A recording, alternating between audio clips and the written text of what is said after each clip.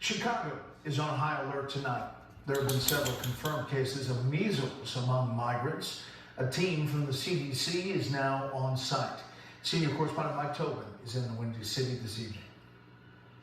At the turn of the century, measles was thought to be eradicated in the U.S. Now a couple of ambulances stand in front of a Chicago migrant shelter because the highly contagious disease came back in the chaos of an uncontrolled border. 12 new cases have been recorded in the Windy City, most in a warehouse-turned-migrant shelter in Chicago's Pilsen neighborhood.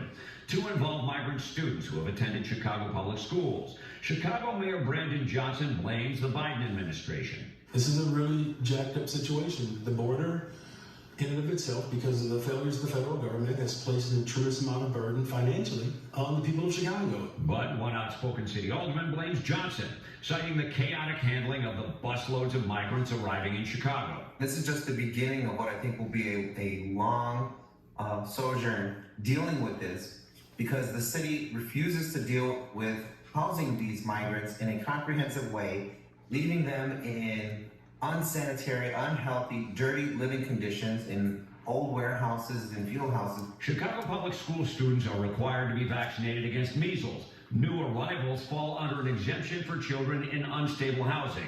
Of the 1,900 people living in the Pilsen shelter, most had vaccines or previous exposure.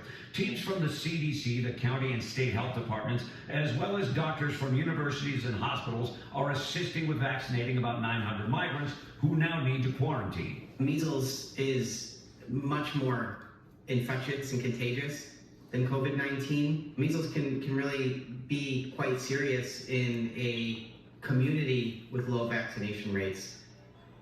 Moments ago, the CDC updated its numbers. There have been 58 measles cases across the nation so far this year. Brett?